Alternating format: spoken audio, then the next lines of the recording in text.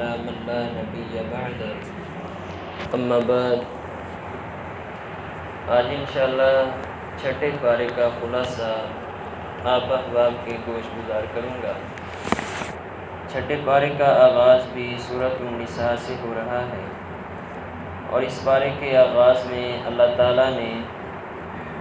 اس بات کا ذکر کیا ہے کہ اللہ اعلانیہ کسی بری بات کو بھی پسند نہیں کرتے، مگر وہ بندہ کہ جس پر ظلم ہوا ہو اور وہ مظلوم ہو اور اپنی مظلومیت کا اظہار کرنے کے لیے اگر وہ اپنی آواز بلند کرے تو اللہ اس کی گنجائش دیتے ہیں کہ وہ اپنی مظلومیت کا اظہار کر سکتا ہے تاکہ اسے انصاف مل سکے۔ اور اللہ رب العالمین نے اس بارے کے آغاز میں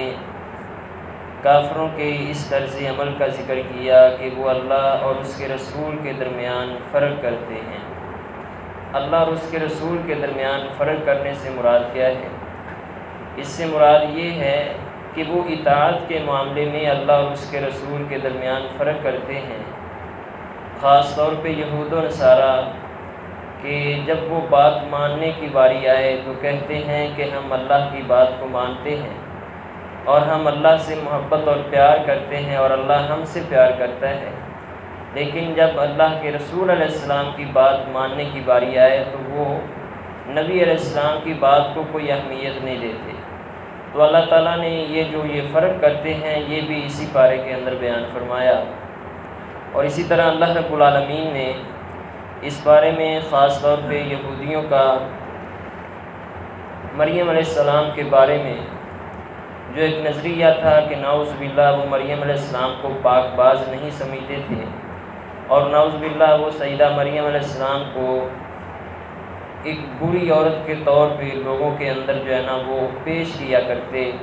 تو اللہ تعالیٰ نے اس بارے کے اندر سیدہ مریم علیہ السلام کی پاک دامنی اور ان کی پارسائی اور ان کی پاک بازی کا تذکرہ کیا کہ مریم علیہ السلام کتنی پاک دامنہ تھی۔ اور اسی کے ساتھ اللہ رب العالمین نے مریم علیہ السلام کے لخت جگر حضرت عیسیٰ علیہ السلام کا تذکرہ کیا کہ یہودی جو تھے انہوں نے اپنی سمجھ کے مطابق عیسیٰ علیہ السلام کو شہید کر دیا اور انہوں نے سمجھا کہ ہم نے عیسیٰ علیہ السلام کو ختم کر دیا ہے، لیکن اللہ رب العالمین نے اس بارے میں اس بات کو واضح کیا کہ انہوں نے عیسیٰ علیہ السلام کو نہ وہ قتل کر سکے، نہ وہ عیسیٰ علیہ السلام کو سولی چڑھا سکے، بلکہ اللہ رب العالمین نے عیسیٰ علیہ السلام کو زندہ آسمان پہ اٹھا لیا۔ اور یہ سارا مسئلہ جو ہے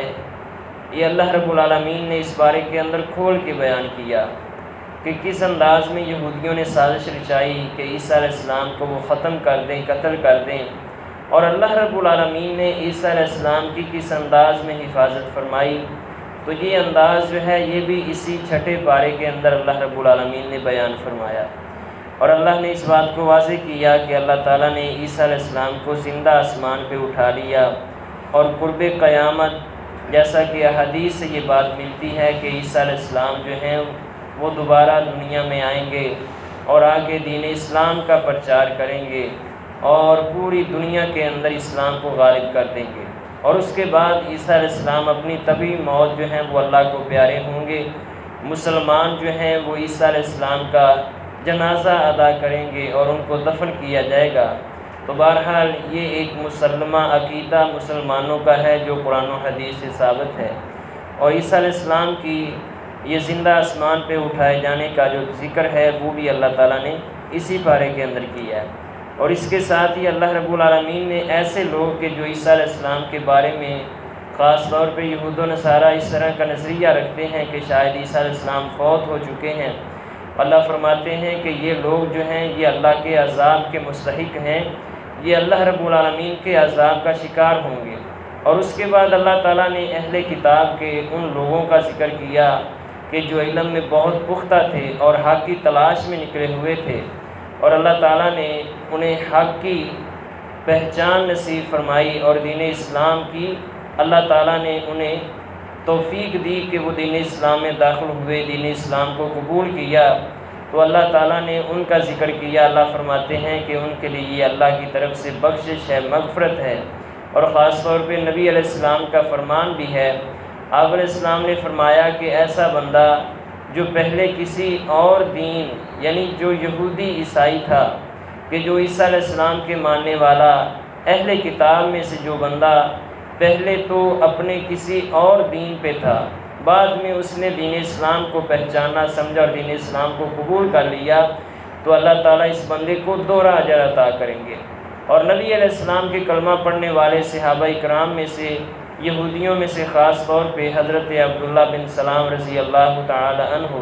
اور اسی طرح عیسائیوں میں سے حضرت سلمان فارسی رضی اللہ تعالی عنہما، یہ بہت نمایاں کردار ہیں ان صحابہ کرام کے۔ تو اللہ تعالیٰ نے ایسے صحابہ کرام کے جو پہلے یہود و نصارہ میں سے تھے، نبی علیہ السلام کے آ جانے کے بعد ان لوگوں نے نبی علیہ السلام کا کلمہ پڑھا اور دین اسلام میں داخل ہو گئے، تو اللہ تعالیٰ نے اس بارے میں اس بات کو واضح کیا کہ اللہ تعالیٰ نے ان کے لیے بہت بڑا اجر تیار کر رکھا ہے۔ یہاں تک تو یہ سورۃ النساء تھی، اور اس کے بعد اسی چھٹے پارے سے سورۃ المائدہ کا تذکرہ جو ہے، سورۃ المائدہ کا آغاز ہو جاتا ہے، سورہ مائدہ شروع ہو جاتی ہے۔ تو اس سورت کے شروع میں اللہ تعالیٰ نے اہل ایمان کو اپنے وعدے اور قسمیں پورا کرنے کا حکم دیا ہے۔ فرمایا کہ اگر آپ لوگ آپس میں کسی قسم کا کوئی معاہدہ کرتے ہو، وعدہ کرتے ہو یا کوئی قسم اٹھاتے ہو، تو اللہ نے فرمایا کہ وہ تمہارے ذمے لازم ہے کہ آپ لوگ اپنے اس وعدے کو پورا کرو۔ اور ساتھ ہی اللہ تعالیٰ نے اہل ایمان کو اس بات کا حکم دیا، اللہ فرماتے ہیں کہ نیکی اور بھلائی کے معاملات میں ایک دوسرے کے ساتھ تعاون کیا کرو، وَلَا تَعَاوَنُوا عَلَى الْإِثْمِ وَالْعُدْوَانِ، لیکن فرمایا کہ گناہ اور سرکشی کے کاموں کے اندر کسی کے ساتھ کوئی تعاون نہیں کرنا۔ یعنی اللہ رب العالمین مسلمانوں کو ایک دوسرے کی معاونت کا، تعاون کا، اور ایک دوسرے کا خیر خواہی کا اور حسن سلوک کا اللہ تعالیٰ اس بارے کے اندر جو ہے وہ حکم دے رہے ہیں۔ اور اسی کے ساتھ اللہ تعالیٰ نے پھر یہ فرمایا کہ آج تمہارا دین تمہارے اوپر مکمل کر دیا ہے۔ فرمایا الیوم اکملت لکم دینکم واتممت علیکم نعمتی ورضیت لکم الاسلام دینا۔ اور یہ اللہ رب العالمین نے فرمان جو ہے تب نازل فرمایا جب نبی علیہ السلام حجۃ الوداع کے موقع پہ میدان عرفات میں موجود تھے، تو اللہ تعالیٰ نے اس میدان میں یہ اپنا حکم نازل فرما کے یہ بتلا دیا کہ آج جو ہے وہ اللہ نے تمہارے اوپر دین مکمل کر دیا ہے، اور اسلام کو بطور دین اللہ نے تمہارے لیے پسند کر لیا ہے۔ اور صحیح بخاری اور مسلم کے اندر اور جامع ترمذی کے اندر مختلف احادیث کی کتب میں یہ حدیث ملتی ہے کہ ایک یہودی حضرت عمر بن خطاب رضی اللہ تعالیٰ کے پاس آیا، آگے کہنے لگا کہ حضرت آپ کے قرآن میں ایک ایسی آیت ہے کہ اگر وہ آیت ہمارے اوپر نازل ہو جاتی تو ہم لوگ اس آیت کی بنا پہ اس دن جس دن وہ نازل ہوئی تھی ہم اس دن کو عید کا دن مقرر کر لیتے۔ حضرت عمر رضی اللہ تعالیٰ نے اس سے پوچھا کہ وہ کون سی آیت ہے، تو وہ کہنے لگا کہ یہ آیت ہے الیوم اکملت لکم دینکم، کہ اللہ فرماتے ہیں کہ میں نے آج کے دن تمہارے اوپر اپنا دین جو ہے وہ مکمل کر دیا۔ تو یہ دین کی تکمیل کا جو تذکرہ ہے وہ بھی اللہ تعالیٰ نے اسی پارے کے اندر ذکر کیا۔ اور آپ جانتے ہیں کہ اللہ تعالیٰ نے دین جو ہے وہ مکمل کر دیا، نبی علیہ السلام کی زندگی کو ہمارے لیے آئیڈیل اور نمونہ قرار دے دیا،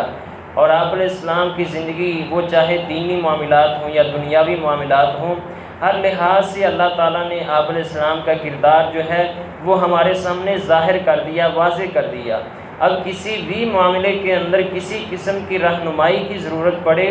تو دین صرف اور صرف یا قرآن ہے یا نبی علیہ السلام کا فرمان ہے۔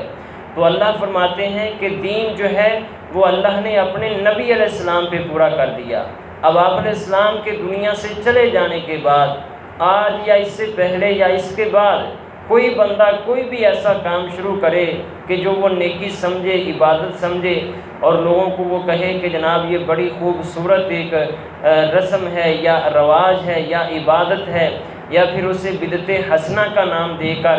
لوگوں کے اندر جو ہے وہ اسے عام کیا جائے، تو یہ بہت بڑی جہالت ہے کہ اللہ تعالیٰ نے تو اپنا دین اپنے نبی پہ مکمل کر دیا، اور اس کے بعد کوئی بندہ یہ سمجھے کہ شاید یہ بھی کام نیکی کا ہے، یہ بھی کام نیکی کا ہے۔ نیکی صرف اور صرف وہ ہے جو اللہ اس کے رسول نے ہمیں کرنے کا حکم دیا، نبی علیہ السلام نے کر کے دکھایا۔ تو بہرحال اس بارے کے اندر جو ہے وہ اللہ تعالیٰ نے اس بات کا ذکر کیا کہ دین مکمل ہو چکا ہے۔ اور اس کے بعد اسی بارے میں اللہ تعالیٰ نے مسلمان مومن مردوں کے لیے مومنہ عورتوں کے ساتھ نکاح کرنے کے ساتھ ساتھ اہل کتاب میں سے جو پاک باز عورتیں ہیں ان سے نکاح کرنے کی اجازت اللہ تعالیٰ نے دی۔ وہ اجازت جو ہے وہ بھی اسی چھٹے پارے کے اندر موجود ہے۔ یہ اجازت جو ہے یہ صرف اور صرف اہل اسلام مومن مردوں کے لیے ہے کہ وہ اہل کتاب کی پاک باز عورتوں سے نکاح کر سکتے ہیں، لیکن اگر کوئی اہل ایمان مومنہ عورت کوئی ہو تو اس کے لیے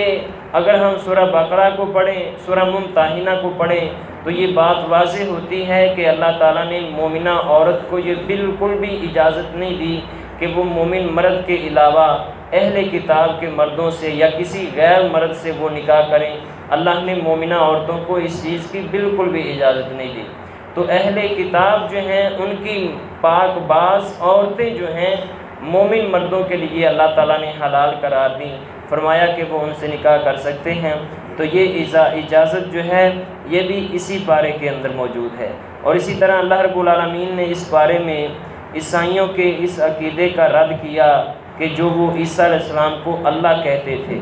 اللہ تعالیٰ نے فرمایا کہ اگر عیسیٰ علیہ السلام رب ہیں یا عیسیٰ علیہ السلام اللہ ہیں تو اللہ کی ذات عیسیٰ علیہ السلام کو اور ان کی ماں کو اور جتنے بھی انسان اس روئے زمین پہ بسنے والے ہیں سب کو اگر اللہ فنا کر دے، سب کو ختم کر دے، سب کو مار دے، موت کے گھاٹ اتار دے، تو اللہ فرماتے ہیں کہ پھر بتلاؤ کہ تمہارا رب کون ہوگا؟ پھر اللہ کو کون پوچھنے والا ہے؟ کون اللہ کو روکنے والا ہے؟ اللہ فرما رہے ہیں کہ میرے ہاتھ میں سارا نظام ہے، کائنات کو بنانے والا میں ہوں، سنبھالنے والا چلانے والا میں ہوں۔ تو عیسیٰ علیہ السلام کو رب سمجھنا، عیسیٰ علیہ السلام کو اللہ کہنا نعوذ باللہ، یا ان کی والدہ کو نعوذ باللہ اللہ کی بیوی گرداننا، اللہ فرماتے ہیں کہ یہ تمہاری بہت بڑی جہالت اور بہت بڑی غلطی ہے۔ حالانکہ اللہ ہی وہ ذات ہے کہ جس کے قبضہ قدرت میں ساری کائنات کا نظام ہے۔ وہ چاہے تو عیسیٰ علیہ السلام اور ان کی ماں کو ہلاک کر دے، ختم کر دے، فوت کر دے، تو اسے کوئی پوچھنے والا کوئی نہیں ہے۔ تو اللہ تعالیٰ نے عیسائیوں کے اس عقیدے کی تردید جو ہے وہ اسی پارے کے اندر کی، اور اس بارے میں اللہ تعالیٰ نے موسیٰ علیہ السلام اور ان کی قوم کا وہ مباحثہ ذکر کیا کہ جب موسیٰ علیہ السلام جو ہیں وہ فرعون کی سختی سے، مصیبتوں سے، صعوبتوں سے اپنی قوم کو آزاد کرا کے بحر کلزم پار کرا کے وہ فلسطین کی طرف بڑھ رہے تھے، تو اللہ تعالیٰ نے جو ہے وہ جہاد کا حکم نازل کر دیا۔ اللہ نے فرمایا کہ اپنی قوم سے کہیں کہ اگر یہ چاہتے ہیں کہ ہم آزادی کی زندگی گزاریں تو پھر اللہ فرماتے ہیں کہ انہیں کہیں کہ اپنا مقبوضہ علاقہ جو بیت المقدس ہے اسے آزاد کروانے کے لیے انہیں کہیں کہ یہ لوگ اللہ کا حکم ہے کہ یہ جہاد کریں۔ جب اللہ نے جہاد کا حکم دیا تو تب موسیٰ علیہ السلام کی قوم کیا کہتی ہے؟ اذهب انت وربک فقاتلا انا ہاہنا قاعدون، موسیٰ تو جا اور تیرا رب جائے، جا کے دونوں جہاد کرو، ہم یہاں بیٹھے ہیں، جب فتح ہو جائے آ کے ہمیں بتا دینا، ہم جو ہیں وہ اس علاقے میں چلے جائیں گے۔ تو اللہ تعالیٰ کو غصہ آ گیا۔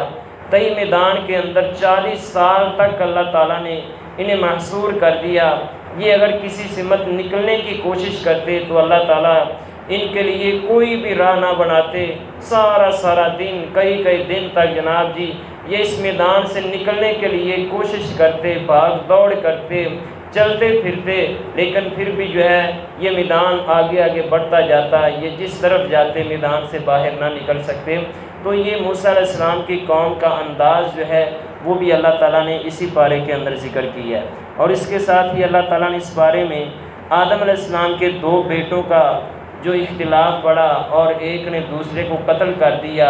اور اللہ نے اس بات کو واضح کیا کہ ناحق قتل کر دیا گیا، ناجائز قتل کر دیا گیا۔ یہ عیسیٰ حضرت آدم علیہ السلام کے دونوں بیٹوں کے قاتل اور مقتول کا جو تذکرہ ہے وہ بھی اللہ تعالیٰ نے اسی پارے کے اندر ذکر کیا، اور ساتھ ہی اللہ تعالیٰ نے اس بات کو واضح کر دیا کہ قتل جو ہے یہ بہت بڑا گناہ ہے۔ اللہ نے اس بات کو واضح کیا کہ جو کسی ایک جان کو ناحق قتل کرتا ہے، اللہ فرماتے ہیں کہ گویا کہ اس بندے نے پوری انسانیت کو قتل کر دیا ہے۔ اور فرمایا کہ جو کسی ایک بندے کو زندگی بخشتا ہے، زندگی بخشنے سے مراد یہ ہے کہ ایک بندہ جو ہے وہ اس کی تھوڑی سپورٹ سے، اس کی تھوڑی مدد سے، اس کی معاونت سے اگر اس کی زندگی بچ سکتی ہے تو اللہ فرماتے ہیں کہ گویا اس بندے نے پوری انسانیت کو زندگی بخش دی ہے۔ یعنی اللہ جو ہے وہ اس بارے کے اندر انسان کی قدر و منزلت کو بیان کر رہے ہیں کہ اگر کوئی کسی کو قتل کرتا ہے، گناہ اتنا بڑا ہے کہ شاید اس نے پوری انسانیت کو قتل کر دیا ہے، اور اگر وہ کسی سے حسن سلوک کرتا ہے، پیار اور محبت سے پیش آتا ہے، اور وہ کسی کی زندگی کا بچنے کا سبب بن جاتا ہے تو اللہ فرماتے ہیں کہ گویا کہ اس نے پوری انسانیت کو زندگی بخش دی ہے۔ یعنی یہ اتنا انسان کا مرتبہ ہے۔ تو یہ انداز جو ہے یہ بھی اللہ تعالیٰ نے اسی پارے کے اندر بیان کیا۔ اور اس کے بعد اللہ تعالیٰ نے فساد فی الارض کرنے والے، یعنی دنیا میں فساد پھیلانے والوں کا جو ہے وہ انجام بیان کیا۔ اللہ فرماتے ہیں دنیا میں رہ کر فساد پھیلانے والے ہیں، پوری انسانیت کے امن و سکون کو تباہ کرنے والے ہیں۔ اللہ فرماتے ہیں کہ ان کا انجام یہ ہے، ان کی سزا یہ ہے کہ انہیں یا تو پھانسی چڑھا دیا جائے، یا اللہ فرماتے ہیں کہ انہیں جلا وطن کر دیا جائے، یا ان کے ہاتھ پاؤں کاٹ دیے جائیں، یا اللہ فرماتے ہیں کہ انہیں ویسے ہی قتل کر دیا جائے، ختم کر دیا جائے جو فساد فی الارض کرنے والے، زمین میں فساد پھیلانے والے ہیں۔ تو اللہ تعالیٰ ان کی سزا جو ہے وہ بھی اسی پارے کے اندر بیان کر رہے ہیں۔ اور ساتھ ہی اللہ تعالیٰ نے یہود و نصارہ سے دوستی کی مذمت جو ہے وہ اس بارے میں بیان فرمائی۔ اللہ فرماتے ہیں کہ جو یہود و نصارہ سے دوستی کرے، اللہ فرماتے ہیں کہ جو ان سے دوستی کرے گا وہ انہی میں سے شمار کیا جائے گا۔ نبی علیہ السلام کی حدیث بھی ہے، دوستی کرنا، ان کے ساتھ اٹھنا بیٹھنا، ان کے معاملات میں ملنا جلنا، یہ تو بڑا آگے کا معاملہ ہے۔ نبی علیہ السلام کا فرمان ہے، نبی علیہ السلام فرماتے ہیں کہ من تشبہ بقوم فہو منہم، کہ جو کسی قوم کی مشابہت اختیار کرتا ہے، کہ جناب یہودی جو ہیں، گورے جو ہیں، انگریز جو ہیں، ان کا اٹھنا بیٹھنا ایسا ہے، وہ جناب کھاتے پیتے ہیں تو وہ بائیں ہاتھ کا استعمال کرتے ہیں، تو یہ بھی بڑا ماڈرن بن گیا، بڑا روشن خیال بن گیا، بڑا فارورڈ ہو گیا۔ اب دائیں ہاتھ کی جو نبی کی سنت ہے وہ اسے اچھی ہی نہیں لگتی، تو آپ علیہ السلام نے فرمایا کہ ان کی مشابہت کرتے ہیں، وہ بائیں ہاتھ سے کھاتے ہیں تو یہ بھی بائیں ہاتھ سے کھانا بڑی جدت پسندی سمجھتے ہیں اور بڑی روشن خیالی سمجھتے ہیں۔ آپ علیہ السلام نے فرمایا من تشبہ بقوم فہو منہم، جو کسی بھی قوم کی مشابہت اختیار کرے گا، فرمایا کہ وہ انہی میں سے تصور کیا جائے گا۔ مطلب کیا ہے؟ مطلب یہ ہے، آپ علیہ السلام سے ایک صحابی آ کے پوچھتے ہیں اللہ کے نبی قیامت کب آئے گی؟ نبی علیہ السلام فرماتے ہیں کہ تو نے قیامت کے لیے تیاری کیا کی ہے؟ یہ کہنے لگے اللہ کے نبی میری کوئی خاص تیاری تو نہیں ہے، بس میں فرض جو ہیں ان کی ادائیگی کر دیتا ہوں، فرض روزے رکھ لیتا ہوں، فرض نمازیں پڑھ لیتا ہوں، جو اللہ نے میرے اوپر زکوٰۃ فرض کیا ہے وہ دے دیتا ہوں، زیادہ مجھ سے نفل و نوافل کا اہتمام نہیں ہوتا۔ ہاں اللہ کے نبی یہ بات ضرور ہے کہ میں اللہ اور اس کے رسول سے بڑی محبت کرتا ہوں۔ نبی علیہ السلام نے فرمایا کہ انت مع من احببت یوم القیامہ، قیامت والے دن اللہ تجھے اسی کا ساتھ دے گا جس سے تجھے محبت ہوگی۔ تو مطلب کیا ہے کہ جو کسی سے محبت اور پیار اور دوستی رکھتا ہے، قیامت والے دن بھی اسے اسی کا ساتھ ملے گا۔ آج دنیا میں اگر یہود و نصارہ اچھے لگتے ہیں تو کل قیامت کو بھی اللہ انہی کا ساتھ دیں گے، اور اگر اللہ اور اس کے رسول کی محبت اور پیار دل میں ہے تو اللہ قیامت والے دن اپنے محبوب کا ساتھ عطا کریں گے۔ تو بہرحال اس بارے کے اندر اللہ تعالیٰ نے یہود و نصارہ سے مذمت جو ہے وہ بیان کی ہے، اور ساتھ ہی اللہ تعالیٰ نے نبی علیہ السلام کو تبلیغ کا حکم دیا۔